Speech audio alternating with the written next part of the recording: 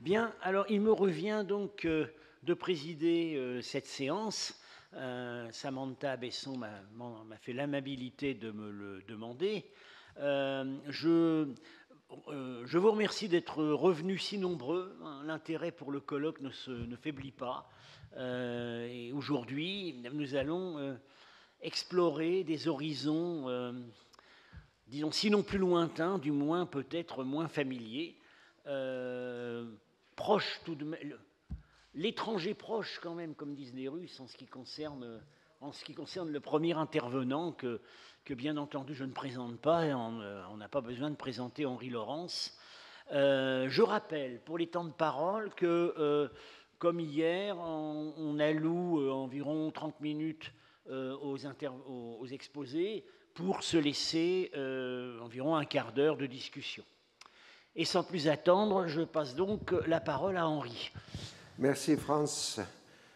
Donc, comme vous savez, Fernand Braudel, dans la Méditerranée et le monde méditerranéen, à l'époque de Philippe II, avait fait de la Méditerranée un personnage historique.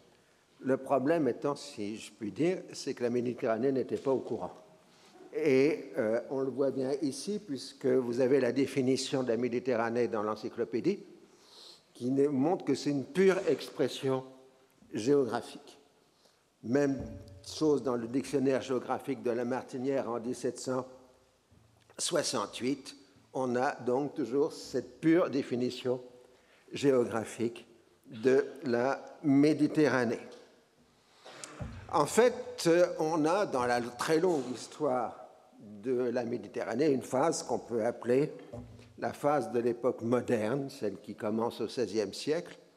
Alors d'abord, sur le plan climatique, c'est le moment où s'enclenche le petit âge glaciaire. Petit âge glaciaire qui fait que la Méditerranée est frappée par... les rivages méditerranéens sont frappés par de très violents épisodes méditerranéens, comme nous les connaissons maintenant aujourd'hui, ce qui rend les espaces de basse altitude absolument hostiles. Donc les populations abandonnent les vallées et les rivages pour se réfugier sur les hauteurs, dans une immense culture de hauteur, par un système de terrasses. Là, cette magnifique photo représente des terrasses en Cisjordanie.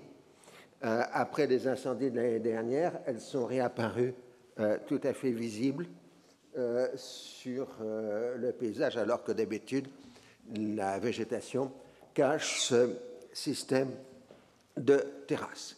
Donc les populations se sont réfugiées dans les hauteurs. En même temps, elles ont bénéficié de l'arrivée des produits américains, la tomate, le haricot, la pomme de terre, le maïs, etc. Ce qui montre déjà que la Méditerranée est dans un espace mondialisé, y compris dans la rive sud. Alors c'est aussi un système d'élevage qui est mis en place entre les hauteurs et les basses altitudes. Je passe, je n'ai pas le temps. L'autre problème de la Méditerranée de l'âge moderne, c'est la course islamique, mais aussi la course européenne, c'est-à-dire donc ces corsaires qui font une hantise pour toutes les populations qui sont à proximité des littoraux.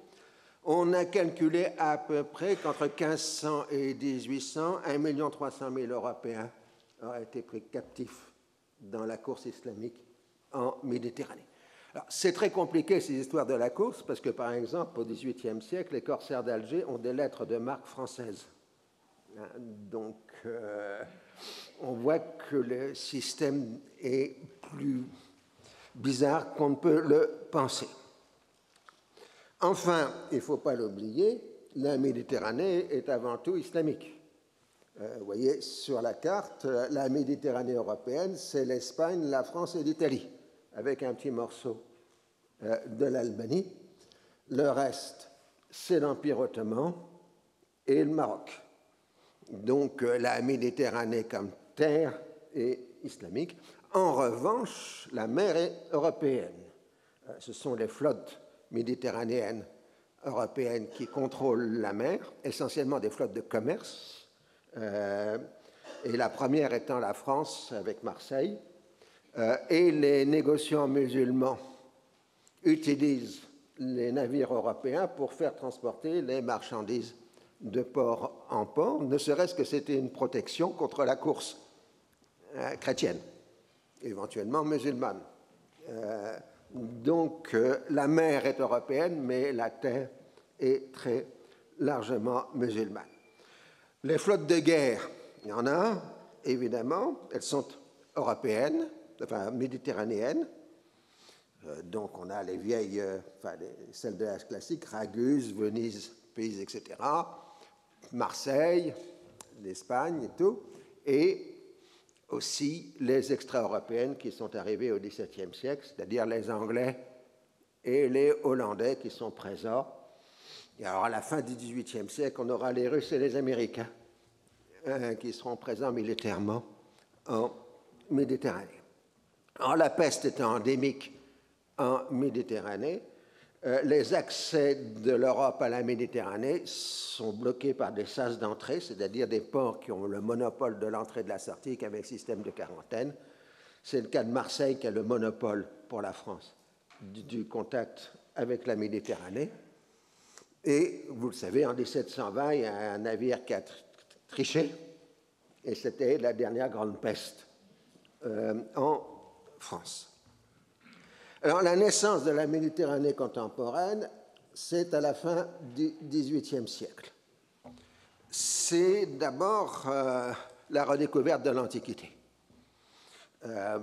Herculaneum, Pompéi, le Grand Tour, qui commence à s'élargir à la Grèce. C'est le moment du néoclassicisme qui se fonde sur la redécouverte de l'Antiquité sur le plan architectural et esthétique. C'est aussi toute la longue méditation sur les ruines de l'Antiquité qui indique la précarité de l'histoire humaine. Et enfin, on le voit très bien à partir de 1800, le discours négatif porté sur les Grecs modernes, qui sont définis comme trompeurs, corrompus et vaniteux, se transforme progressivement en peuple en train de se régénérer dans son combat pour la liberté. Il suffit de voir la différence de Chateaubriand de l'itinéraire de Paris à Jérusalem au Chateaubriand-Philhellène 20 ans après. L'importance géostratégique de la Méditerranée est liée à la route de l'Inde qui s'établit à partir de 1790 dans cet espace. En gros, la Grande-Bretagne dit à tous les autres « touche pas à ma route de l'Inde ». Et c'est l'enjeu des guerres de la Seconde Coalition avec l'expédition française d'Égypte 1798 à 1801, dont le premier but est de couper la route de l'Inde. À partir de 1815, la course se trouve interdite par le Congrès de Vienne et des expéditions militaires européennes, je dis européennes parce que c'est conjonction de plusieurs flottes de guerre, et américaines, bombardent Alger et les autres ports de la course, et de facto, la course s'arrête vers 1815-1820 à peu près. Elle sera définitivement interdite sur le plan international par le Congrès de Paris en 1856. Mais le grand événement, évidemment, c'est la révolte grecque de 1821, dont on a déjà fait allusion hier, qui met fin aux équilibres internes de l'Empire ottoman. Le mouvement philhellène mobilise l'opinion publique occidentale au nom d'une renaissance de la Grèce antique, alors que le mouvement est avant tout d'inspiration chrétienne orthodoxe. Il entraîne une intervention militaire franco-britannique en 1828, c'est la bataille de Navarin, enfin le massacre plutôt de la Navarin, en 1828, et de 1828 à 1833, une armée française sera en Morée, c'est l'expédition de Morée, c'est-à-dire le Péloponnèse, pour séparer les combattants. Donc ça, c'est le français de l'expédition de Morée. Alors, si le règlement diplomatique de la crise grecque a lieu en 1831, la révolte grecque a enclenché toute une série de processus. D'abord, c'est la fin de la piraterie grecque elle-même. Jusqu'en 1835, les Grecs continuent à faire de la piraterie en Méditerranée orientale et l'ordre règne à partir de 1835. Donc on peut dire qu'en 1835, 3 siècles de piraterie méditerranéenne sont terminés. Le second, c'est la balkanisation, c'est-à-dire l'indépendance croissante des États balkaniques au détriment de la Turquie d'Europe, au prix de terribles massacres et de déplacements forcés de population. Ceci dans le cadre de la route de l'Inde, donc ça amène la guerre de Crimée, la guerre russo-ottomane de 1878 et les guerres balkaniques de 1912-1913. Donc ça, ce sont les étapes de la balkanisation. Avec un problème supplémentaire, où sont les Balkans? Est-ce que les Balkans sont en Europe ou non? Et après tout, les Balkans n'ont pas été carolingiens, pas protestants, pas catholiques, n'ont pas connu la Renaissance, l'âge classique et les Lumières, et ont été profondément marqués par 5 siècles d'histoire ottomane, compte tenu que tout ça s'inscrit sur un parcours millénaire où la péninsule balkanique est reliée étroitement à l'Anatolie sur le plan historique. Alors, jusqu'à 1914, les géostratèges mettent plutôt les Balkans dans le Proche-Orient que dans l'Europe. Il faut encore avouer que c'est un facteur de migraine pour les cadres de l'Union européenne d'aujourd'hui de savoir si les Balkans sont, oui ou non, en Europe. Je me souviens en Grèce, 1975, la première fois que j'allais en Grèce, des jeunes Grecs m'ont expliqué qu'ils n'étaient pas européens. Alors, le troisième point, le point suivant, c'est le résultat scientifique de l'expédition de Morée qui s'adjoint aux résultats scientifiques de l'expédition d'Égypte et aux ceux qui sont entrepris par les Français en Algérie à partir de 1830. Donc là, vous avez le frontispice de la description de la Morée, sur le modèle de la description de l'Égypte. Et là, nous avons l'invention de la Méditerranée sur le plan scientifique, puisque les savants français définissent la Méditerranée maintenant par un climat, une faune, une flore spécifique et des antiquités gréco-romaines. Et c'est donc là où se construit l'image méditerranéenne, c'est dans les années 1830. Et ça conduit évidemment à l'invention politique de la Méditerranée par Michel Chevalier, le grand Saint-Simonien, qui a été aussi signalé hier avec sa phrase célèbre « La Méditerranée a été une arène, un champ clos où durant 30 siècles, l'Orient et l'Occident se sont livrés bataille. Désormais, la Méditerranée doit être comme un vaste forum vers tous les points duquel communieront les peuples jusqu'ici divisés. La Méditerranée va devenir le lit nuptial de l'Orient et de l'Occident. » Donc, en fait, la Méditerranée, comme projet culturel et politique, c'est l'abolition de la différence entre l'Orient et l'Occident. Mais en même temps, commence le colonialisme européen avec l'expédition d'Alger en 1830, qui refuse aux musulmans l'application du droit des nationalités. Et en fait, l'Algérie va être soumise à une épouvantable guerre de conquête dans les années 1840, suivie d'une entreprise de colonisation de peuplement et de refoulement. Mais au moment où les Français terminent la conquête de l'Algérie, le petit âge glaciaire se termine, c'est-à-dire aux alentours de 1850. Ça va enclencher tout un processus historique de reconquête des littoraux méditerranéens, avec en particulier la fin des marais, parce que le petit âge glaciaire a laissé des marais avec la malaria sur toutes les rives de la Méditerranée. Donc on peut dire que ça commence dans les années 1840 par la mise à valeur de la métidja par les colons français en Algérie. Ça se terminera probablement en 1960, dans les années 60, par la démoustication de la côte languedocienne en France. Mais pendant près de 2 siècles, enfin disons 1 siècle et demi, le travail essentiel en Méditerranée, c'est la reconquête des littoraux et la suppression de la malaria. On rappelle Mussolini, les les marais pontins, etc. Grande gloire du régime fasciste dans les années 1930. Les villages souches de la Méditerranée, donc ceux qui sont sur les hauteurs, commencent à déverser leur population vers les littoraux. Et à ce moment-là, tout un nouveau paysage méditerranéen se met en place, celui que vous connaissez, que vous pensez qu'il est là de toute éternité, mais qui date de la seconde moitié du XIXe siècle. Des palmiers, des agrumes, la culture des agrumes s'étend partout. Les villes portuaires se dotent de magnifiques corniches de bord de mer, et une nouvelle société méditerranéenne trouve sa sociabilité dans le café, où les hommes, en très grande majorité, se retrouvent autour de boissons souvent alcoolisées. C'est le triomphe pan-méditerranéen de l'anisette, de l'Espagne à l'Empire ottoman. Et je pense qu'il faudrait un jour qu'on fasse un programme européen de recherche sur l'histoire de l'anisette.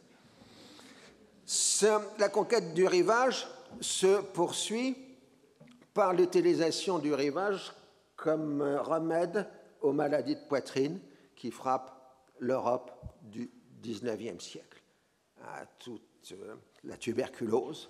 Et donc, les gens vont passer l'hiver ou même l'ensemble de l'année dans ces endroits de sauvetage que sont les côtes méditerranéennes. Ensuite, ça va être le dénudement des corps des gens du Nord, qu'on va passer du tourisme d'hiver au tourisme d'été à partir de 1900, et avec l'ultime version d'aujourd'hui, qui est la réapparition d'un tourisme d'hiver pour les Scandinaves et les Anglo-Saxons sur toutes les rives de la Méditerranée. Alors, il se forge ainsi un nouveau mode de vie méditerranéen qui fait envie aux gens du Nord, qui ignorent totalement l'extrême dureté du travail des paysans de l'intérieur. D'un côté, les Méditerranéens sont supposés manquer d'esprit de travail, de sérieux, en particulier dans la gestion du temps, Magnana, Bocra, etc., vous connaissez. De l'autre, on leur impute divers archaïsmes, comme l'esprit de clan, la mafia, la vendetta. On pose ainsi l'existence d'une personnalité méditerranéenne participant à la fois à l'Europe et à l'extra-européen. Mais en même temps, cette Méditerranée est prise dans la lutte des races. D'abord par le colonialisme lui-même. Et les Français en Algérie se posent en romain, Abdelkader étant l'incarnation d'un Vercingétorix arabe. Et donc ça, c'est la fameuse proclamation de Napoléon III au peuple algérien, qui conduira au fameux Senatus Consulte faisant des Algériens des Français. Et donc, qui sait si un jour ne viendra pas où la race arabe régénérée et confondue avec la race française ne retrouvera pas une puissante individualité semblable à celle qui, pendant des siècles, a rendu maîtresse des rivages méridionaux de la Méditerranée. En revanche, d'Alexandrie à Salonique, se forme une civilisation méditerranéenne de l'échange des produits, des idées et des mœurs. C'est le fameux Levant de la fin du XIXe siècle, où le français est la langue de communication et de culture. C'est un Levant pluriconfessionnel, mais donc chacun doit rester à l'intérieur de sa confession. Le tabou suprême, c'est le mariage. On ne peut pas se marier entre communautés différentes. On peut se marier entre chrétiens, on peut se marier entre juifs, on peut se marier entre musulmans, mais on ne peut pas se marier entre les trois communautés. Alors, l'idée levantine que les Britanniques méprisent parce qu'elle produit du mélange est l'idée méditerranéenne par excellence, mais elle va se trouver condamnée par la montée des nationalismes qui en rejettent les indéterminations. Dans le bassin occidental de la Méditerranée, face à la domination des anglo-saxons protestants, se développe l'idée des races latines qui doivent former un bloc politique face à l'hégémonie mondiale de la race anglo-saxonne. Donc les latins, ce n'est pas simplement ceux de la Méditerranée, l'Italie, l'Espagne et la France, mais c'est aussi ceux de l'Amérique latine, dans le projet de race latine. Ça va conduire et ça va échouer dans l'expédition française du Mexique dans les années 1860. Dans les années 1860 toujours, Frédéric Mistral a vanté l'idée latine d'abord contre les anglo-saxons, puis ensuite, à partir de 1871, le Félibrige se tourne contre les Germains vainqueurs. Il faut à la fois rendre la liberté aux cultures provinciales et se rapprocher des nations sœurs italiennes et espagnoles. Un peu partout, le mouvement Félibrige français organise des fêtes latines pour réunir les représentants dans l'ensemble des races latines en France. Ce mouvement Félibrige, du moins son origine, était plutôt de gauche, mais il va passer à droite avec Charles Maurras, qui se tourne sur une apologie de Rome, symbole de l'ordre, contre l'anarchie juive. Mais il a surtout comme illustration l'œuvre de Louis Bertrand, Le sang des races, qui est la fusion des races latines à travers les Européens d'Algérie, mais en rejetant évidemment le français. Les monuments romains sont ainsi annexés par une France latine qui fonde sa légitimité. Alors c'est là que se pose le problème allemand. L'Allemagne victorieuse de 1871 célèbre la victoire d'Arminius à Teutobourg contre les légions romaines, c'est le monument de 1875. Alors, si vous voulez en savoir plus, regardez sur Netflix la série allemande Barbarians, dans laquelle au moins les soldats romains parlent en latin et pas en anglais comme d'habitude, ce qui est déjà un avantage. Mais qui raconte l'histoire de la bataille de Teutobourg et de la destruction des légions romaines. Mais si Arminius a gagné, l'Allemagne perd la Méditerranée.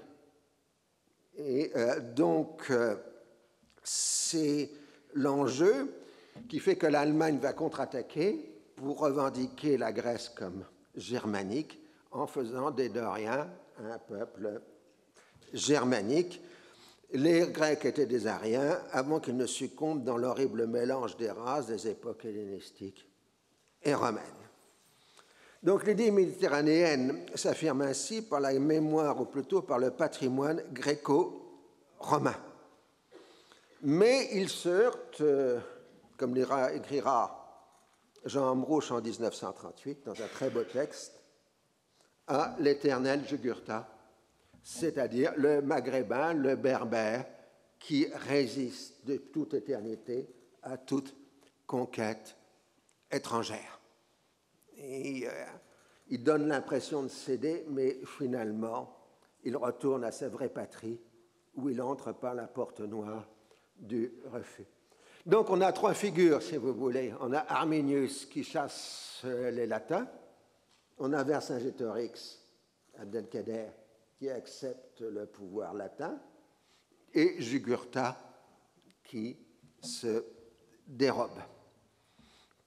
Donc la Méditerranée est l'enjeu de la lutte des races, aussi bien européennes que non européennes. Et jusqu'à aujourd'hui, l'assimilation entre Rome et la France coloniale alimente un discours historiographique sur les résistances indigènes à la romanité que l'on ne retrouve pas dans les autres parties de la Méditerranée, qui, il est vrai, sont devenues latines ou ont fait partie de l'héritage d'Alexandre. Alors, à partir de 1880, la Méditerranée se mondialise, puisqu'elle participe à la première mondialisation, et par centaines de milliers, les Méditerranéens vont vers les nouveaux mondes, vers les nouvelles Europes. Anatoliens, Arabes, Grecs, Italiens se précipitent vers le monde entier. Il en résulte que dans la plus grande partie de la Méditerranée, les villageois plus exactement, se sentent beaucoup plus proches de Chicago ou de Buenos Aires que de Paris ou de Rome, puisqu'ils ont des cousins, des parents sur les deux Amériques et un peu plus tard en Afrique du Sud et en Australie, et encore un peu plus tard en Afrique de l'Ouest. Donc c'est la mondialisation de la population méditerranéenne, créant à la base un réseau de relations qui touche directement les sociétés villageoises. Mais dans le XXe siècle, l'idée méditerranéenne, c'est aussi le symptôme du fait que l'Europe a perdu le contrôle de la modernité. La modernité, elle est devenue technique, elle est américaine, ce sont les abattoirs de Chicago, c'est le Babbitt de Lewis, de Sinclair Lewis en 1922. La Méditerranée est l'arme pour les Européens de conserver la culture et la moralité, la civilisation face à la barbarie techniciste qui est maintenant celle. Et ça, c'est une monnaie contemporaine tunisienne de la civilisation. Sous-entendu, les autres n'en ont pas. On ne dit pas. Surtout, la Méditerranée comme anti-américanité qui se développe dans l'entre-deux-guerres. Alors, vous avez toute l'apologie de la culture méditerranéenne dans des textes qui vont devenir universels. On peut penser à Giono, à Marius de Pagnol, mais aussi Kazantzakis, etc. Tous ces écrivains de la Méditerranée dans le milieu du XXe siècle, y compris chez les anglo-saxons, chez un Laurence Durrell, même un Henri Miller, un Colosse de Mar aussi, qui est cette apologie de la Méditerranée et du mode de vie méditerranéen. Alors, dans la même période, c'est en 1937, le jeune Albert Camus qui fait de la Méditerranée un mode de vie, quelque chose qui est du vivant contre Rome. Il rejette la latinité, qui est le fondement du colonialisme français en Algérie, mais en même temps, il dit « Une tradition est un passé qui contrefait le présent. La Méditerranée qui nous entoure est au contraire un pays vivant, plein de jeux et de sourires. » La Méditerranée, c'est la vie et pas le colonialisme. C'est un rejet, évidemment, de Maurras et de Mussolini dans les écritures du jeune Camus. Là, il est encore à Alger à ce moment-là. Alors, cette idée méditerranéenne, elle est relayée par un Taha Hussein en Égypte qui affirme que l'Égypte est méditerranéenne, par les phénicistes libanais qui prolongent le projet levantin. On s'appuie sur le gréco-romain pour rejeter l'opposition entre l'Occident et l'Orient. Alors, après 1945, il y en a qui arrivent un peu en retard, ce sont les anthropologues, parce qu'ils étaient jusque-là occupés par les Nambi-Kawara et autres peuples exotiques. Et donc, les anthropologues s'interrogent sur l'existence d'une personnalité méditerranéenne dont la valeur suprême serait celle de l'honneur, ce qui permet de regrouper sous la même étiquette clientélisme, mafia, vendetta, crime d'honneur au détriment des femmes. Mais on trouve que ce type d'honneur est plutôt inconnu dans l'Antiquité, ce qui est gênant si on veut faire une personnalité méditerranéenne, et que surtout, ça se prolonge bien plus vers l'Est, vers le plateau iranien, l'Arabie saoudite, etc. Et donc, il n'est pas si spécifiquement méditerranéen. Le problème, c'est qu'on trouve toujours des contre-exemples, et toute portion de la Méditerranée se trouve incluse dans des ensembles plus vastes. Il en est de même quand les anthropologues inventent analysent les systèmes de parenté pour développer à partir de Robert Montagne la théorie segmentaire, qui est spécifiquement méditerranéenne, elle aussi, etc., mais qu'on retrouve ailleurs dans le monde. Alors, à partir de 1815, la mer est contrôlée par la flotte de guerre britannique de Gibraltar à Chypre et Alexandrie à la fin du XIXe siècle. La flotte française se réserve le passage de la Méditerranée occidentale, enfin, elle contrôle la Méditerranée pour assurer le passage entre l'Afrique du Nord et la France.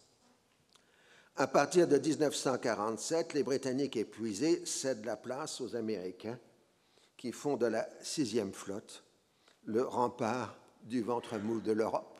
Depuis 1949, en gros, l'Europe, militairement, est protégée par la 6e flotte américaine et pas par les flottes de guerre européennes encore aujourd'hui. Il faut avoir ça en tête. Dans la foulée, la Grèce et la Turquie adhèrent à l'OTAN, portant jusqu'au Caucase le système défensif occidental. La décolonisation renforce la césure. Les bases militaires occidentales de la rive sud sont fermées les unes après les autres. La dernière est celle de Willousfield en Libye, évacuée en 1970 par les Américains. Les colons français et italiens et les Levantins européens quittent aussi cette rive, souvent dans des circonstances dramatiques. Ça nous donnera un certain nombre de grands chanteurs, musiciens de variété en France, Dalida, Claude François, Richard Anthony, etc., puisqu'on parlait de l'Eurovision. Il faut continuer dans cette voie scientifique. Mais au moment où la décolonisation se produit, alors qu'au XIXe siècle, au début du XXe siècle, la Méditerranée s'était mondialisée par l'immigration, elle s'européanise, puisque à partir des années 50, c'est la grande migration des populations de la rive sud vers le nord, y compris l'extrême nord, si je veux dire, jusqu'à la Scandinavie, à partir des années 1990. Aujourd'hui, vous ne pouvez plus voir à la télévision une série scandinave sans qu'il y ait moins un ou deux ou trois personnages qui soient d'origine méditerranéenne et moyen-orientale. Ce qui montre bien que même la Scandinavie est devenue en partie méditerranéenne. Alors c'est là où on est dans les complexités de notre temps, puisque si la Méditerranée s'européanise, les fractures anciennes réapparaissent, comme celle de l'opposition à l'islam, alimentée d'abord par le terrorisme djihadiste et secondairement par le conflit autour du corps de la femme, voilée, pas voilée, dénudée, pas dénudée, etc. Ça donne ça, si vous voulez, ce qui est assez pitoyable, si j'ose dire. C'est notre cher ministère qui a fait ces affiches-là. Il en est ainsi des origines judéo-chrétiennes de l'Occident. Au départ, ce terme utilisé par les néo-païens germaniques fustigeait la christianisation des peuples nordiques qui auraient ainsi perdu leur originalité première. Il a été ensuite repris à juste titre pour lutter contre l'antisémitisme. Jésus était juif. Puis dans les discours de combat de la guerre froide contre l'athéisme communiste. Dans le cadre de la question de Palestine et des affrontements actuels, le judéo-christianisme est perçu comme une exclusion de l'islam par bien des musulmans. Alors, s'il faut rappeler en histoire, la seule véritable création du judéo-christianisme, c'est l'islam. Mais ça, il ne faut pas le dire. La question méditerranéenne est passée ainsi progressivement au centre du projet européen. Elle ne l'était pas vraiment lors du traité de Rome, si on admet à la rigueur qu'une des raisons qui ont poussé le gouvernement français de Guy Mollet à signer le traité de Rome, c'est l'échec de l'expédition de Suez l'année précédente. Mais le traité de Rome fondait une Europe, qu'on peut dire, carolingienne, celle de Charlemagne. La définition culturelle pouvait s'appuyer sur la continuité historique entre l'Antiquité classique et le présent, à partir de l'intégration des anciens royaumes barbares achevés au début du second millénaire de notre ère. Après tout, les Polonais, Hongrois et autres avaient participé au Moyen-Âge à la division entre catholiques et protestants. Alors, le moment clé a été l'admission de la Grèce en 1981 dans l'Union européenne. C'est la dernière grande manifestation de philhellénisme.